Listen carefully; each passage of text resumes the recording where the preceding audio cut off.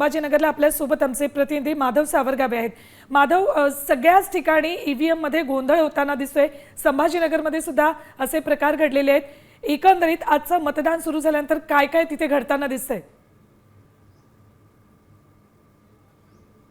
सुवर्ण छत्रपती संभाजीनगर शहरातल्या 5 ठिकाणी मतदान यंत्रामध्ये बिघाड झाल्याच्या घटना घडलेल्या आहेत आणि तिथे मतदारांना अडचण येते आहे आणि ती अडचण दूर व्हावी यासाठी प्रशासनाच्या वतीने प्रयत्न सुरू असल्याचं सांगितलं जाते। प्रत्यक्षात असं आहे की गुजराती हायस्कूलमध्ये जवळपास 1 तास मशीन बंद होतं आणि आत्ता जी आपल्याला माहिती मिळते आहे की हडकुतल्या नूतन बहुउद्देशीय शाळेमधली मशीन बंद पडले।